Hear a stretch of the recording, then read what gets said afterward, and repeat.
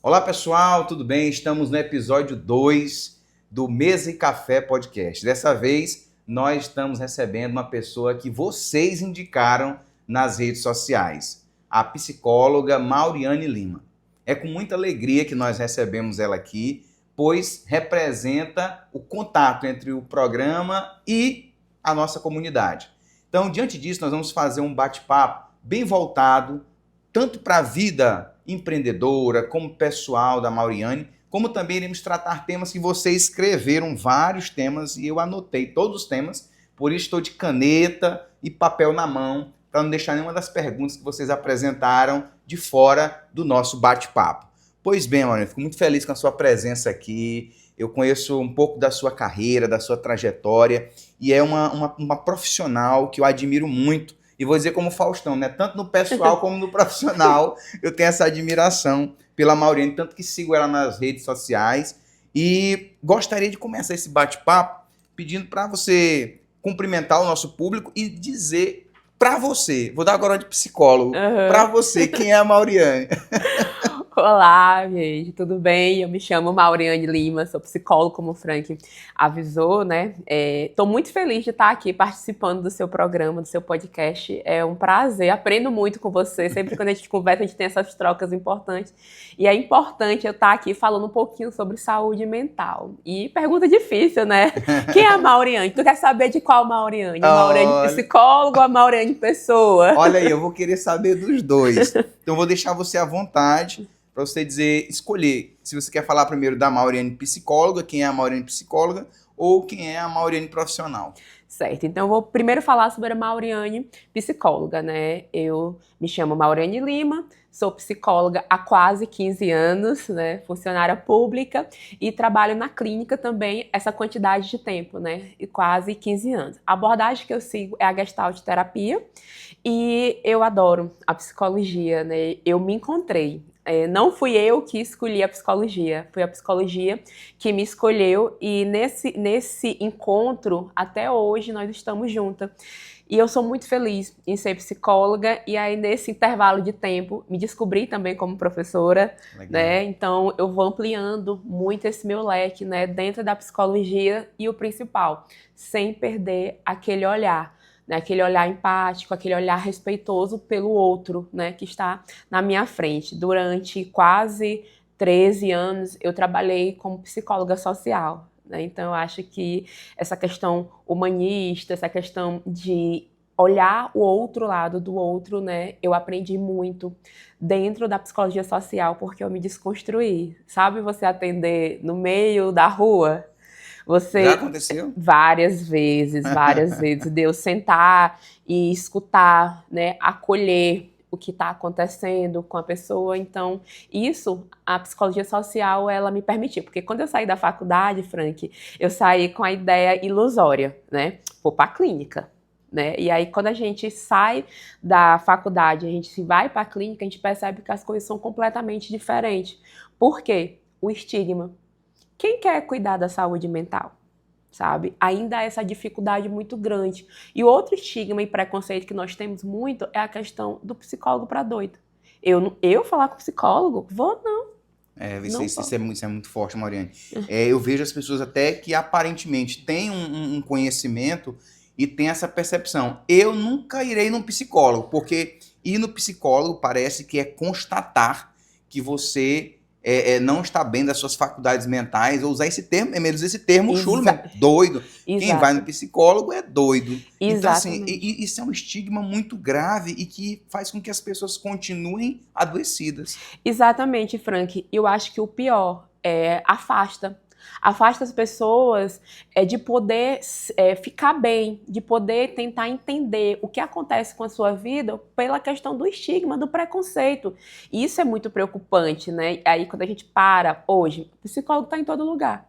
Ele está na escola, ele está numa empresa, ele está no hospital. Então, o nosso leque é muito amplo. Então, a gente precisa entender essa função. Aí, às vezes, eu procuro tudo, menos o psicólogo. Eu procuro uma festa, eu procuro tomar uma cerveja, eu procuro academia, mas tratar literalmente com as minhas dores emocionais, porque é muito mais difícil a gente tratar das nossas dores emocionais, eu vou só colocando um band-aid. E aí eu sempre bato nessa tecla da importância do cuidado com a saúde mental. É necessário, né? Eu também presto serviço para a empresa, né? Então, dentro dessa empresa, eu também trabalho essa questão humanizada, né? Porque nós não somos máquinas. É verdade, eu sempre digo isso. Na minha perspectiva trabalhista, eu acho que a gente se encontra aí, Maureen. Eu sempre digo isso. Eu digo, rapaz, o sistema atual de geração de riqueza, né, que nós conhecemos hoje como capitalismo, que é a nossa realidade brasileira em maioria, algumas pessoas acham aquilo algo divino. Na verdade, eu tenho uma filosofia comigo, e você pode me desconstruir à vontade aí, que é o seguinte: tudo que começa com ismo, aliás, desculpa, tudo que termina com ismo tem uma grande chance de se tornar uma prisão. Sim. Né? Então, quando eu trabalho a ideia de capitalismo, qualquer outro modelo de negócio, ou de empreendimento, ou de crescimento social, econômico, capitalismo, socialismo, seja o que for, eu percebo que isso pode me gerar um problema. Porque o que acontece? A perspectiva do capitalismo é todo mundo pode gerar riqueza, todo mundo pode crescer, todo mundo pode desenvolver. É muito bonito. Só que as pessoas não param para pensar os efeitos trabalhistas e os efeitos psicológicos desse crescimento.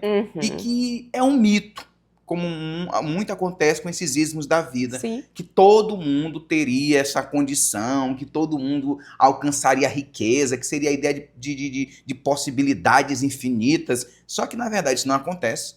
A pessoa passa a ficar deprimida. Daqui a pouco a gente vai falar de depressão e ansiedade. As pessoas ficam mal porque elas não conseguem e vem outras pessoas conseguindo. Eu sei que isso vai desaguar do trabalhista, vai lá para a tua área, né? Sim. Que aí a pessoa vai chegar lá adoecida, porque não consegue, porque vê o outro conseguir. Eu sei que nós temos muitas coisas para falar, mas você falou da Maureen psicóloga. Sim. E a Maureen pessoa? Ah, Como é que é? são pessoas diferentes que ao mesmo tempo se completam, né? Eu sou mãe, né? Eu tenho uma filha de 2 anos, né? E aí eu sou uma pessoa que gosta de pagode, eu gosto de divertir, eu gosto de ter amizades, eu gosto de ter pessoas ao meu redor.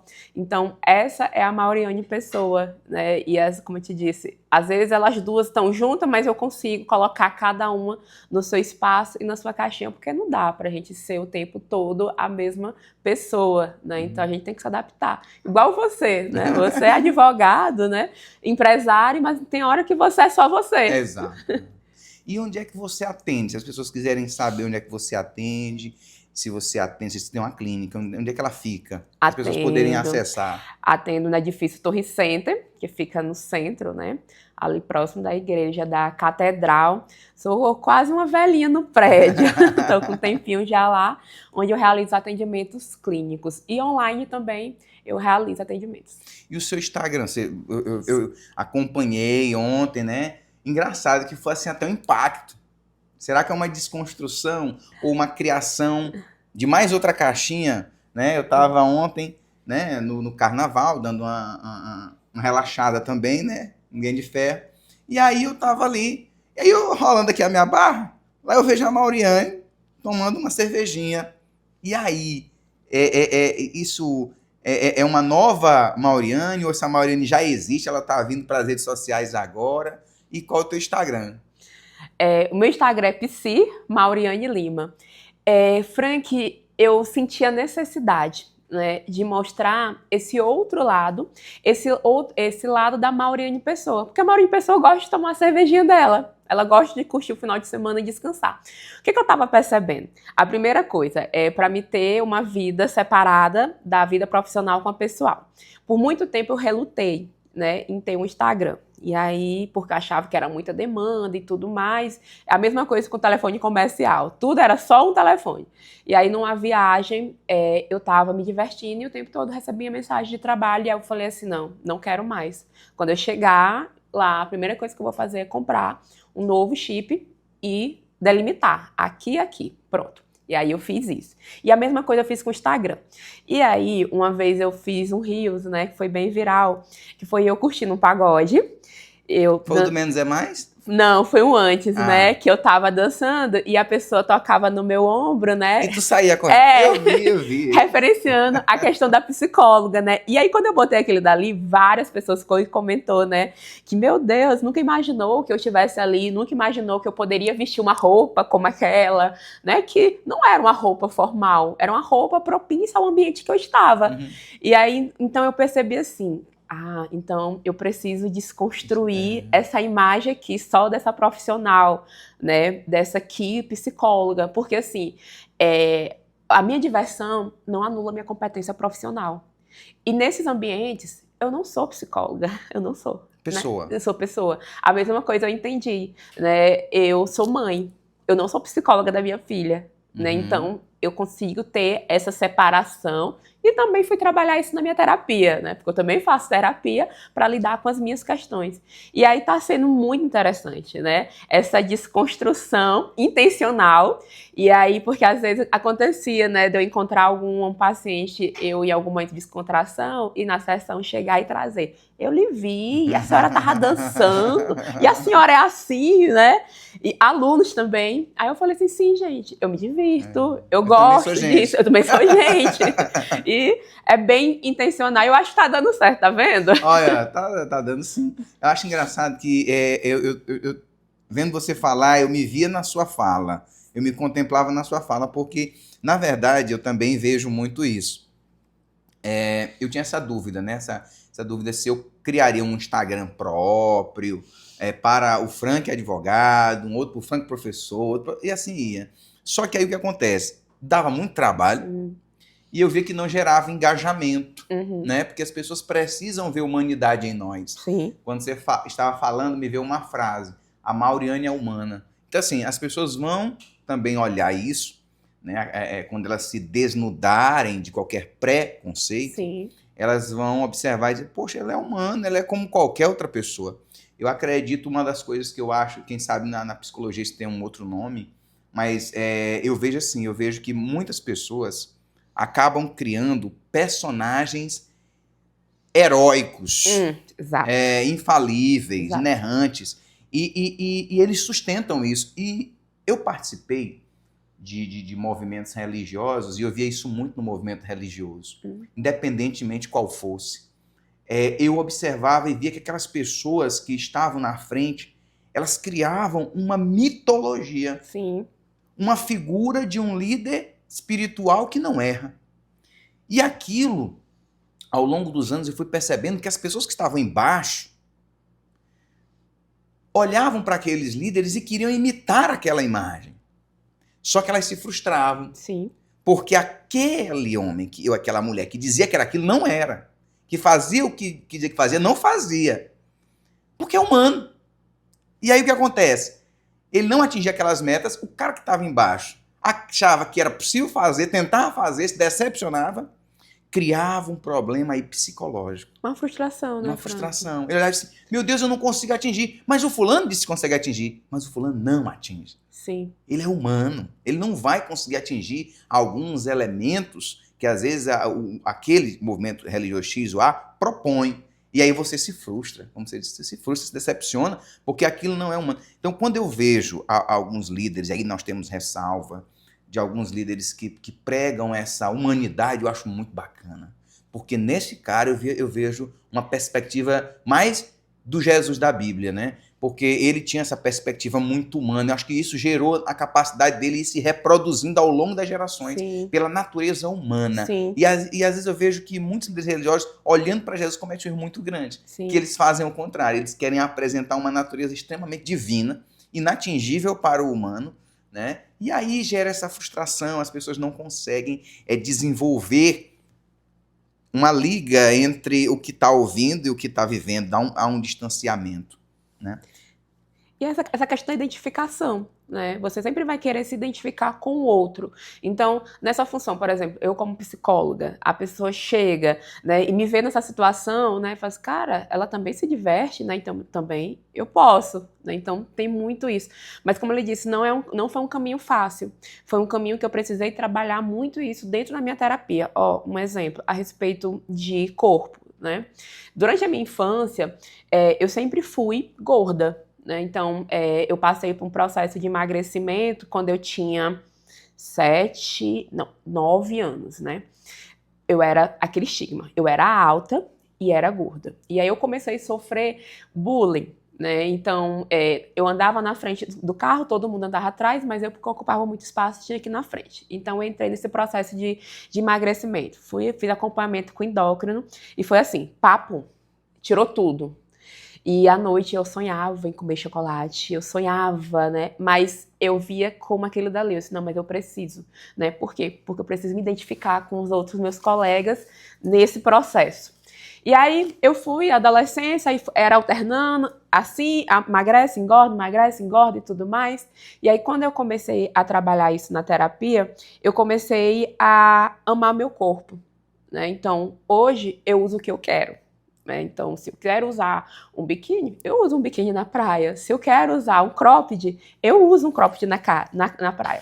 Por que eu tô falando isso? Porque a primeira vez que eu postei um vídeo, que foi os primeiros que vi eu, no momento de lazer, no meu Instagram profissional, uma paciente mandou mensagem me elogiando que nunca na vida dela ela me imaginou usar uma roupa daquela. E aí ela levou isso para a sessão. Quando ela chegou lá, eu perguntei assim, por que você nunca imaginou eu usar uma roupa dessa? Aí ela, porque eu lhe acho muito parecida comigo. A questão do corpo. Fisicamente. Aí eu perguntei assim pra ela, você não tem coragem? Ela, não, eu não tenho. Aí eu assim, pois eu tenho, porque eu trabalhei essa questão da minha autoimagem, né? Então, hoje, eu tenho uma relação com o meu corpo muito mais saudável. Então, eu saí dessas pressões. E aí, como tu falou, né? A gente vai olhar para perfis que são inatingíveis, inalcançáveis, né? Exato, e que só gera sofrimento. Só gera sofrimento. Muito bem, você colocou eu coloquei a questão da religião, você colocou a da sua imagem. História, a sua imagem, e agora eu lembro outra coisa. Existem algumas mulheres das redes sociais, e eu convivo com mulheres, tenho esposa, tenho filha, tenho irmã, tenho mãe. Eu vejo que as mulheres ficam olhando aqueles corpos extremamente estruturais, né? Que às vezes só comem ovo, que é o que eu vejo o pessoal dizendo, né, na rede social. E aí eu vejo que as pessoas que não conseguem entrar naquela dieta vão parar também lá num problema psicológico. Com certeza. Olha aí, o Monjara, né? Essas facilidades que Ozempic, essas facilidades que esse emagrecimento dá. Uma dose é muito pouco. Quem é que tem essa condição nesse recorte atual, né? Que nós estamos vivendo de dificuldade, né? Então, eu tiro isso aqui e coloco lá. Uma academia, né, essa alimentação. Então, às vezes, é uma realidade que não cabe. E aí entra o processo da terapia. Né? Eu tenho fome de quê? Por que eu tô comendo muito? Será que a minha ansiedade está ali? Será que eu tenho algum traço depressivo? Então eu desconto tudo na minha alimentação? Como é que é a minha relação com a comida? Eu como porque eu quero comer, porque eu sinto prazer, ou eu como para esconder as minhas dores? Um exemplo, eu tô muito ansiosa, como muito chocolate. Então, eu sempre gosto de dizer, é fome de quê? Não é só de comida, né?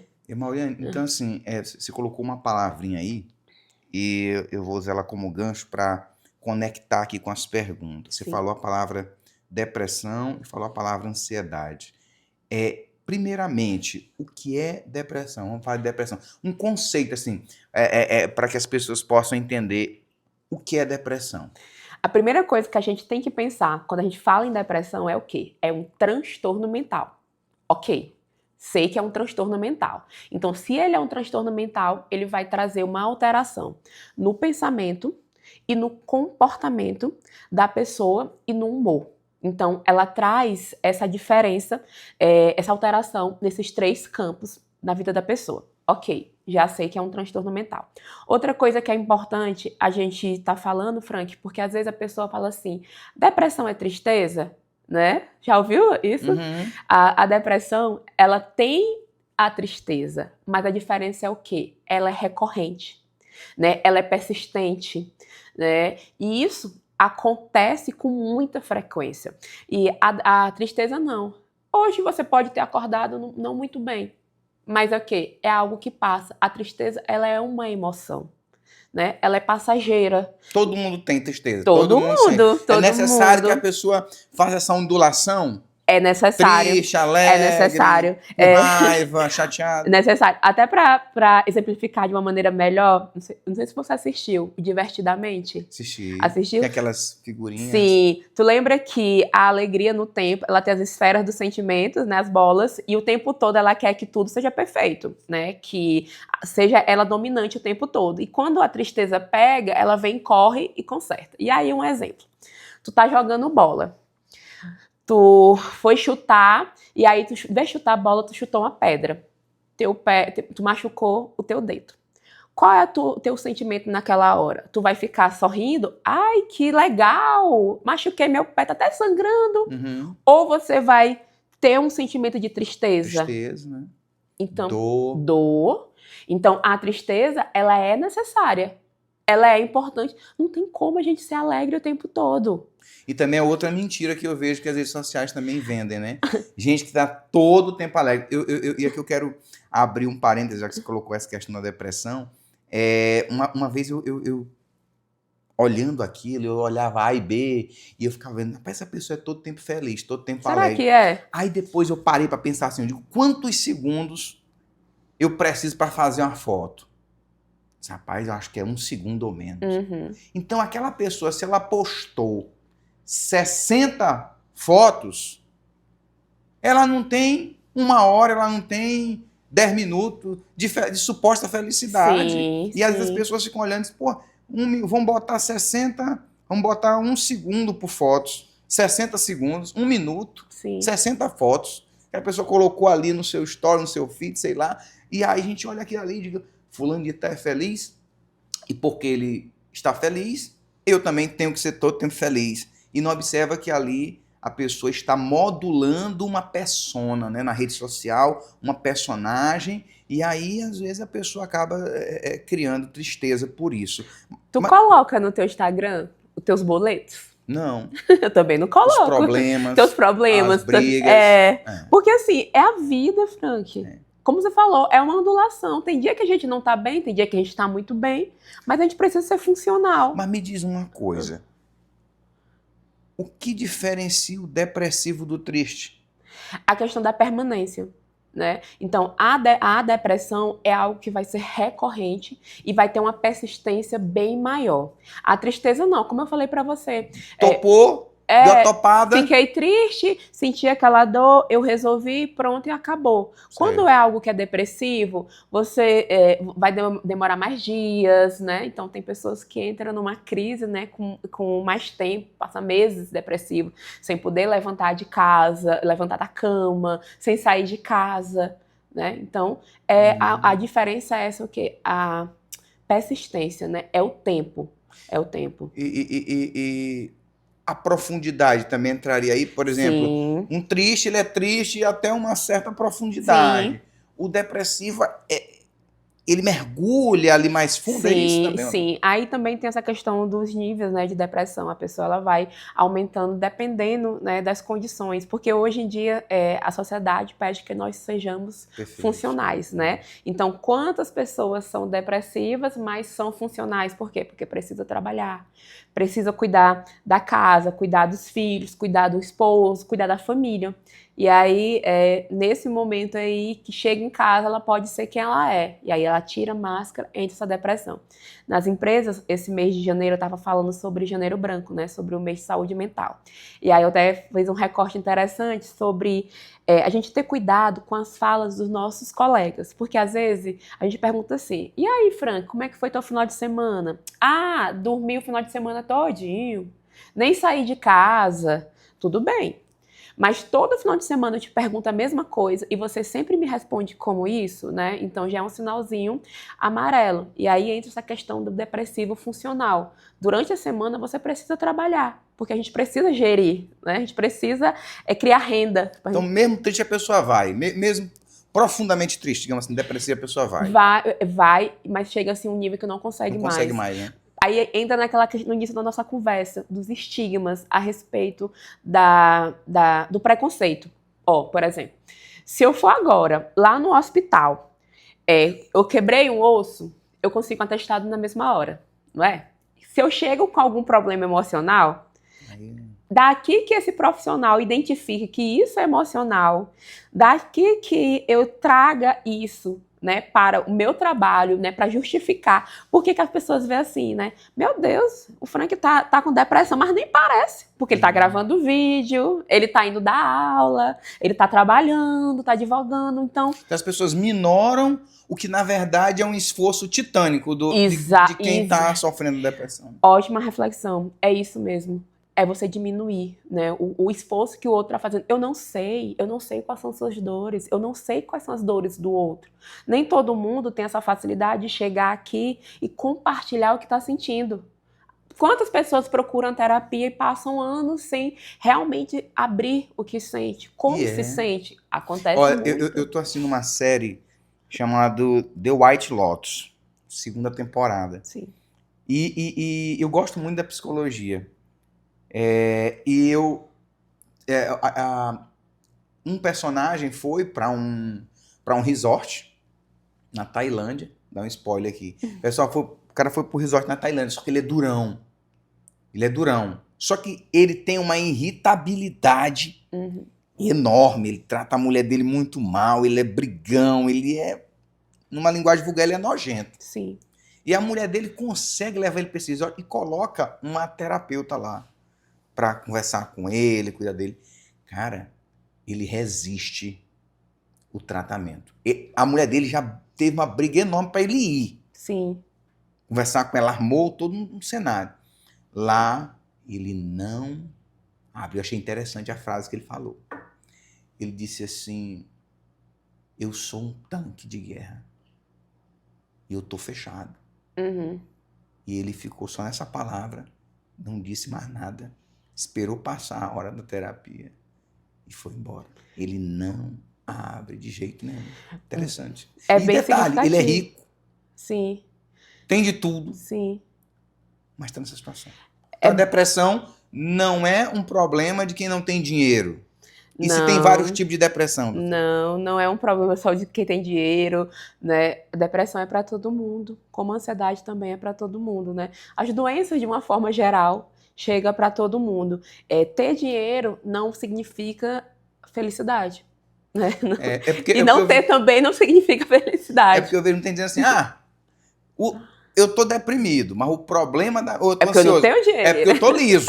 Eu não tenho dinheiro. Por isso que eu perguntei. Então não tem nada a ver ou tem a ver? Nada a ver. Aí é o quê? A gente reduzir, né? A gente reduzir as nossas dores, nosso significado, nossos problemas a coisas pormenores. Mas assim, Frank, é um hábito mesmo, né? Como eu te falei, a questão do estigma. A saúde mental, a gente precisa trabalhar muito isso. Quantos profissionais da saúde, médico, ainda desconhecem, né? Quando chega lá, isso daí não é nada, tá? Desculpa a palavra, é frescura, é falta de Deus, né? É porque você não tem as mesmas preocupações que eu tenho. E aí a gente entra em outro, né? Crianças estão tendo depressão. É mesmo? Crianças estão deprimidas também, Meu né? Deus. Então, é uma situação em alerta que a gente precisa ter esse cuidado. E aí você falou também essa questão desses tipos de depressões, né? Existem vários tipos de depressões, existe 10 tipos de depressões, né? Mais ou menos. Tem a maníaco, né? A bipolar, que ela vai oscilar entre períodos de mania e manias mais depressivos mesmo, né? E aí, aquela, não é 880, né? Tô muito depressiva, daqui a pouco eu levanto e tô eufórica. É mesmo? Eu tô eufórica, eu faço tudo. Hoje eu não fiz nada, hoje eu só dormi, não almocei, amanhã eu levanto, tomo banho, vou no shopping, faço compra, sou a pessoa mais sociável do mundo. Então isso é muita característica da bipolaridade, né? Então, peraí, deixa eu entender. Essa bipolaridade que as pessoas falam, ah, você é bipolar, já virou até música. Você é bipolar, então. Então quer dizer que a bipolaridade, ela é uma espécie de depressão? Sim, sim, É? sim. Ah, Transtorno do pânico também, né? Tem umas características depressivas também, esse medo, né? Absurdo sobre qualquer coisa, pode ser sobre situações, vida, né? Nós temos também a depressão maior, que é a depressão persistente, né? Então, a depressão que ela tem uma dificuldade muito grande de você sair. E aí, eu abro um parênteses aqui, a necessidade de um acompanhamento também com o psiquiatra. Às vezes, Frank, a terapia sozinha, por si só, não ajuda. E a gente precisa do quê? De algo medicamentoso. Então, a gente precisa desse acompanhamento desses dois profissionais. Eu sempre tenho esse cuidado, né? Na minha consulta, quando eu realizo, eu sempre falo, olha, vou fazer uma avaliação. Se for algo que dá pra gente trabalhar na terapia aqui, nós iremos trabalhar. Mas se não, nós iremos complementar o seu acompanhamento. ah, então você usou o termo aí. Você usou o termo aí complementar. Sim. Então quer dizer, por isso que é bom a gente conversar, né? Eu pensava leigamente que a pessoa, quando tinha um problema psicológico, ela ia para o psicólogo, aí o psicólogo fazia todo o trabalho dele, o estudo e tal, e quando ele concluía que deveria encaminhar aquele paciente para o psiquiatra, o trabalho do psicólogo se encerraria. Não é assim? Não, não. É um trabalho conjunto. Porque às vezes também o paciente ele pode vir direto do psiquiatra, né? Porque eu sempre gosto de dizer assim, isso eu que falo, né? Todas as medicações que você toma, ela tem um tempo útil, né? Dentro do seu organismo. Então, por exemplo, tem medicação que dura 12 horas. Depois de 12 horas, você volta a ter a mesma euforia, né? Ter estado de ansiedade. E seu problema tá lá. Então, você precisa o quê? Trabalhar o seu problema, a sua dificuldade. E aí, eu preciso do quê? Desse trabalho conjunto. O psiquiatra mais o psicólogo, né? Só o psiquiatra resolve? Não. Ele precisa também desse trabalho conjunto. Só o psicólogo resolve? Não. Ele vai precisar desse trabalho de mão dupla. Quantas e quantas vezes, quando eu percebo que o paciente já está bem melhor, eu sempre falo assim, olha, avisa pro psiquiatra que tá tudo tranquilo. Se ele quiser, eu posso fazer um laudo e mandar para ele, né? Só pra gente estar conversando, se comunicando, né? Para tirar a medicação ou não. Então, tem que ter essa comunicação em conjunto. Em conjunto. Em conjunto. E agora que a gente já bateu um papo sobre tipos de depressão, que depressão não é, que não é frescura, não é falta de Deus. Além de formação jurídica, que eu tive antes da formação jurídica, e às vezes houve uma época da vida até simultaneamente, formação teológica. E aí eu acabei vendo muitos líderes religiosos dizendo exatamente isso. Até por não conhecer a Bíblia por inteira, nunca ter lido toda, muitos diziam que depressão era uma situação de falta de Deus. Só que, na verdade, para quem já leu a Bíblia toda ou conhece esses textos que eu vou citar, sabe que não, que nós tivemos vários personagens bíblicos que sofreram uma mudança comportamental profunda. Sim. Eu vou citar alguns aqui para quem está assistindo, para a gente estar conversando também. Nós tivemos um profeta chamado Elias, na Bíblia, que ele disse que estava tão... Ele cometeu um ato muito, muito profundo para qualquer ser humano, que foi assassinar várias pessoas, o que eu não acho normal, você assassinar várias pessoas, independente que ele tenha a religião diferente da sua, eu não concordo. Porém, eu vi o texto tratar que ele assassinou mais de 480 pessoas. Obviamente que uma situação dessa vai te dar um impacto psicológico enorme. Às vezes a pessoa mata uma pessoa em legítima defesa e estraga a vida, aí acontece. A não ser que seja um psicopata, né? E aí acontece, a não ser que seja um psicopata. Aí o texto bíblico diz que ele coloca ele vai para uma caverna, fica sem comer, sem se alimentar, e diz que está triste, que está abalado, que quer tirar a própria vida. Mas esse homem, para quem é cristão, sabe que Elias era uma das maiores autoridades do Antigo Testamento. Então, para ver que era uma figura que teve também Davi dizia, a minha alma está amargurada até a morte. Ele tem um monte de salmos extremamente deprimido, acabado. E ele fala isso, utiliza o termo, termos referentes a isso, que ele está triste, que ele não tem mais força, que ele pede força a Deus, assim. E ele diz que está. E o próprio Cristo, quando passa por aquele processo de suar sangue, biologicamente é possível, e é uma manifestação de uma profunda tristeza, né? O medo de morrer, né? Gerou nele aquele comportamento. Então, assim, a gente precisa desmistificar essa questão de que... E muita gente não vai e substitui por outras coisas. Por exemplo, eu oro todos os dias, por me considerar uma pessoa de fé, eu oro todos os dias e várias vezes, enfim, é uma manifestação da minha fé e que é algo pessoal, ninguém precisa fazer igual o que eu faço. Mas eu oro, mas eu tenho consciência de que uma vez eu vi uma postagem sua e você falava exatamente isso. As pessoas utilizam vários elementos da vida como e comparam aquilo como fosse um ato de tratamento, de terapia, né, psicológica. Por exemplo, estou indo para academia, minha terapia. Estou indo para uma religião, um culto, uma missa, um terreiro. Eu estou indo para meu tratamento psicológico. Meu psicólogo é Deus. Meu psicólogo é Deus. Rapaz, não é. Não, você precisa eu adoro essa palavra. Você colocou muito bem. Você precisa desconstruir essas coisas. Por exemplo, o meio religioso, ele tem um grande número de pessoas com problemas psicológicos, porque elas se negam a se tratar. Isso tem que ser falado, isso tem que ser conversado. Outros ambientes também, que profissionais acabam querendo trazer para si, para ter aquela autoridade, trazer para si aquela ideia de aquela responsabilidade. E quando a pessoa adoece, a pessoa não é responsabilizada. Por exemplo, quando eu vejo, enquanto advogado, enquanto professor, eu vejo uma pessoa que eu vejo que ela tem um possível problema psicológico que vai além da minha área, eu já recomendo logo. Eu já tive pessoas que, quando eu vou fazer minha prova, desmaiam. Eu já tive uma moça que deu um ataque epilético. Foi, de ansiedade, né? Eu estava dando aula, eu não sabia que ela tomava remédio. A menina já estava estudando comigo direito há muito tempo. E aí, ela começou... Cara, foi um negócio assim, fantástico. Ela começou, inacreditável até, ela começou a cerrar os dentes. Ela recebeu minha prova, começou a ficar nervosa, ela viu que não estava preparada. 10º período, terminando o curso de Direito, ela começou a cerrar os dentes. E ela começou a apertar a caneta muito forte. E eu, para não atrapalhar toda a turma, né, e não criar uma situação de pânico na sala, eu fui até ela, conversei com ela, vi que ela estava mal. E aí liguei para a direção. Nós tínhamos um curso lá, funcionando, lá de psicologia, que fui me socorrer a eles. Traga aqui alguém da saúde aqui para ajudar. E nós levamos ela e tudo. Depois ela me agradeceu. Esse professor, o senhor fez o procedimento correto. Foi lá com a minha psicóloga, ela fez o procedimento correto, e com o meu psiquiatra eu vi que eu estava mudando de medicação. Ela contou para mim. Estava mudando de medicação. E nessa mudança de medicação foi o dia da minha prova.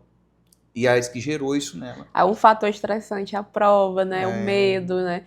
E aí a gente lembra, né, que essa questão das doenças físicas, né, ela tem uma relação também com as psicológicas. E as psicológicas também têm uma relação com a física. Um exemplo, às vezes tem pessoas que o cabelo cai quando está muito ansiosa, né? Taquicardia, falta de ar, dificuldade de respiração, sente como vai infartar o tempo todo. Então, é o corpo dando uma resposta física para algo que é emocional. Aí, como eu te falei, o despreparo de alguns profissionais. Eu entro na emergência com sintoma como esse. Tá infartando. Aí, olha, faz o exame. Não, tá tudo normal. Você não tá infartando. O que é que tá acontecendo? E aí a gente precisa ter esse profissional. E mais uma vez eu relato, né, reforço. Profissional que cuida sobre isso é psiquiatra. Não é clínico geral, né? O clínico geral, ele passa a medicação ali para ajudar. Mas um profissional certo seria o quê? O específico, né? Específico. Porque assim, se eu tô com problema de coração, eu vou no ortopedista? Não tem sentido. Né? Então a gente tem que desmistificar também essa questão do psiquiatra, né?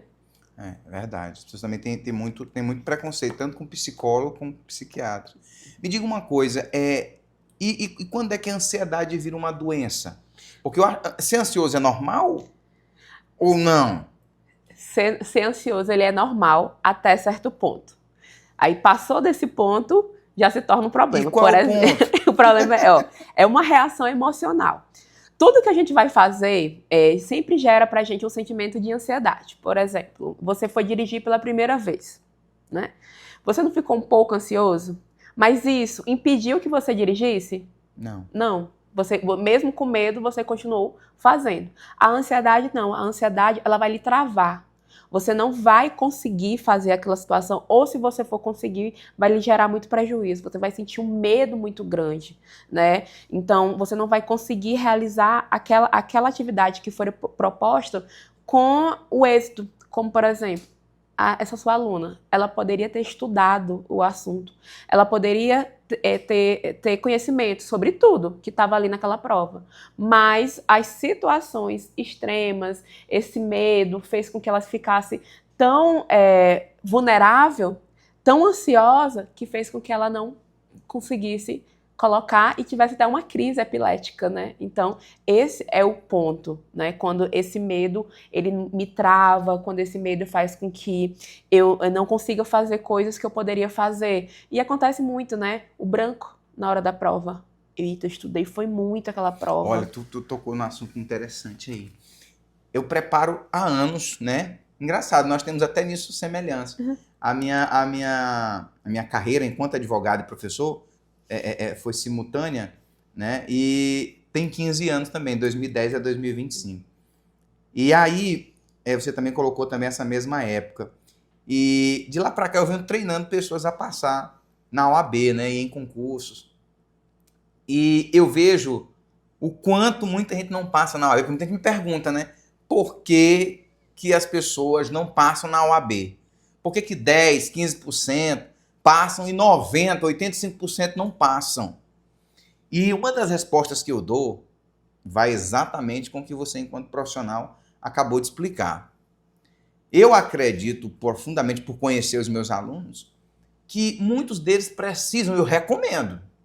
Eu digo, procura um psicólogo. Sim. Porque quando eu vejo um psicólogo, eu tenho alunos extremamente inteligentes. Eu tenho amigos professores extremamente inteligentes. Não conseguem passar em concurso. Uhum. Conheço outros que não conseguiam passar na OAB. Eu sei que a pessoa sabe. Eu tenho um aluno meu que eu sei que ele sabe. Mas na hora H, ele não vai. Ele aí diz, meu irmão, aqui o direito não vai te ajudar. Você precisa procurar um psicólogo para ele ver o que está acontecendo com você. Porque o exame já é muita cobrança. Sim. Né? Social. Sim. E tal. E aí você acaba ficando nervoso. Eu tenho uma dádiva que eu sempre digo, eu não sei nem se o nome é esse, eu tenho essa frieza, eu tenho essa calmaria, eu acabo tendo naturalidade. Sim. E eu gostaria que todos tivessem, né? Mas eu vejo que muitos não possuem. Dá o branco, não lembra, fica nervoso, e eu acho que o professor, eu acho até complicado, eu não partilho desse pensamento. Às vezes eu vejo professores assim, eu reprovei metade da turma. Na minha turma só passa 4. Poxa, cara, tem 50, tem 30, e esse povo não está passando. Você, enquanto docente, é um meio para você ajudar esse aluno. Sim. E você está servindo como uma barreira, entendeu? Eu acho que não é por aí, você também é professora, eu queria ouvir sua opinião sobre isso, porque eu penso diferente. Se eu vejo que um aluno meu está sofrendo uma limitação, eu não posso chegar e achar que eu sou ótimo. Limitar mais ainda. E vou limitá-lo mais ainda. Eu acho que você teria que procurar uma estratégia, né? Se vai sair de você, se vai passar através das suas metodologias ativas. Sim. Mas se superar isso, procura um outro profissional para que essa pessoa possa saber, olha, meu problema, meu professor me disse que pode não ser só da minha área, vai além. Sim. Ele precisa de um tratamento. Porque às vezes o pior inimigo que você tem é você mesmo, né? Por exemplo, a OAB já criou um estigma muito grande a respeito dessa prova, que é uma prova muito difícil, que você não vai passar. Então, às vezes, o próprio professor lá dentro da academia, no primeiro período do aluno, já coloca medo.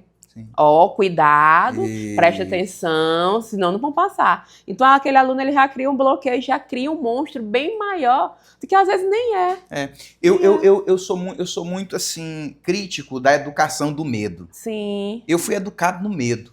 Mas né? eu acho que era muito cultural, né? As mães, né, na época, tinham essa instrução de nos educar no medo. No medo. Sabe? Se você não fizer isso, vai apanhar. Vai apanhar, e não sei o que, vai ter isso. E aí, hoje, doutora, você considera essa educação do medo algo que deve prevalecer? Eu vou misturar agora a Mauriane do começo, a mãe com a profissional. Como é que você educa sua filha? É no medo? Como é que é? Não é no medo, é na questão dos limites, né? Os limites bem claros. Apesar dela ser uma criança de apenas 2 anos, ela tem que entender o limite do não, que não pode fazer. E às vezes testa o nosso limite, né? Ela passa isso para testar. Por quê? Ela está em processo de conhecimento, né? Então, às vezes, não joga isso no chão. Ela vai e joga no chão para testar até onde eu vou. Então, a gente tem que trabalhar isso muito bem claro. Mas, Frank, é engraçado, né? A gente se torna pais, né? Parece que o negócio, a gente desaprende tudo. Toda aquela técnica, né? O que eu estudei, aí quando eu vou ver assim, aí eu sempre lembro, não sou psicóloga dela, eu sou mãe dela. Eu sou a mãe dela. Mas é bem interessante, assim, esses limites que a gente vai colocando nesse processo de criar. E criar é muito difícil.